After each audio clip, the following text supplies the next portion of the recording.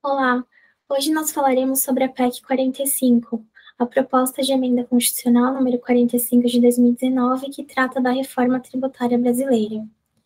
Como o próprio nome diz, estamos diante de uma proposta de emenda à Constituição, ainda em tramitação na Câmara dos Deputados, e, portanto, precisamos nos atentar ao fato de que não é uma norma ainda vigente e estarmos atentos a próximas evoluções com relação à tramitação. O objetivo da reforma tributária é a substituição dos 5 tributos atualmente existentes sobre o consumo, que são o IPI, o ICMS, o ISS, o PIS e a COFINS, pelo IBS, o Imposto sobre Bens e Serviços, que então será criado, e que vai ter uma característica de Imposto sobre o Valor Adicionado, o IVA, também conhecido como VAT, em inglês Value Added Tax, que é o modelo adotado pela maioria dos países para a tributação do consumo de bens e serviços. O modelo do IVA significa tributar o consumo através de um único imposto não cumulativo calculado sobre o valor adicionado. O objetivo da reforma tributária é simplificar o sistema tributário brasileiro, reduzindo o contencioso tributário e o custo burocrático de apuração e recolhimento dos tributos tão conhecido dos empresários, mas de uma forma a não reduzir a autonomia dos estados e dos municípios, que manteriam o poder de gerir suas receitas através da alteração da alíquota do IBS, conforme necessário, conforme a necessidade fiscal de cada ente.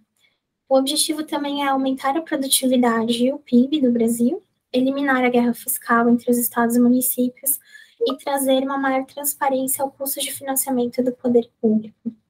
Vejam, o modelo atual de tributação de bens e serviços prejudica, de certa forma, o crescimento do país, porque gera distorções competitivas, impossibilita o conhecimento pelos cidadãos da carga tributária incidente sobre os bens e serviços. Esse, na verdade, é o principal ponto de impacto para os consumidores finais, essa transparência na carga tributária de tributos que são cobrados das empresas, mais pagos pelo consumidor final. Atualmente, essa gama que nós temos de múltiplas alíquotas, benefícios, regimes especiais, seletividade em relação aos produtos sendo tributados, torna bastante difícil saber qual é o montante efetivo de tributos cobrado ao longo da cadeia de produção e comercialização de qualquer bem e serviço e que finalmente é direcionado ao consumidor final que suporta esse ônus tributário. Dessa forma, a reforma tributária propõe um modelo em que também grande parte do imposto pago pelas famílias mais pobres seja devolvido através de mecanismos de transferência de renda, através de cruzamento dos sistemas, de sistemas que os consumidores usam e informam seu CPF quando adquirem bens e serviços, e também através de um cadastro único de programas sociais. A substituição desses 5 tributos atuais pelo IBS seria feita em 10 anos, sendo os 2 primeiros anos um período de teste e os 8 anos seguintes o período de transição efetivamente. Durante o período de teste, o IBS seria cobrado e seria diminuída a alíquota da COFINS. No período de transição, as alíquotas do ICMS, do ISS, do IPI, do PIS e da COFINS seriam reduzidas à proporção de 1/8 ao ano, sendo finalmente esses 5 tributos extintos no completar do 8º ano. Com relação à distribuição da receita do IBS entre os estados e os municípios, a proposta é uma transição bastante longa, que duraria até 50 anos.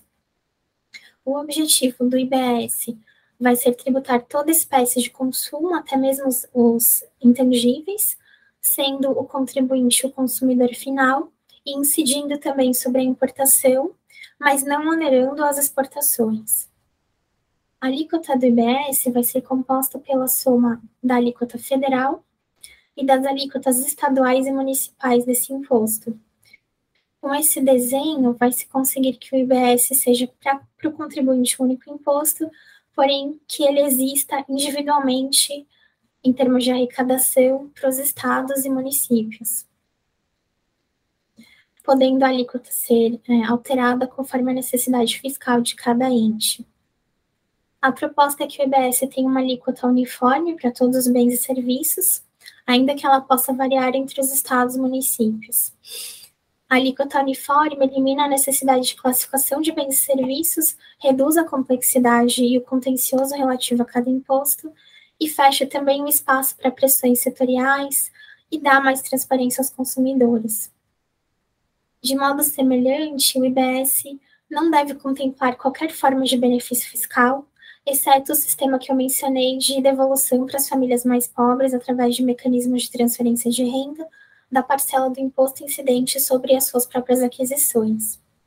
Um grande problema será como superar as resistências de parte do setor empresarial que gozam desses incentivos fiscais e de certos entes federativos mais resistentes à mudança. Muito obrigada.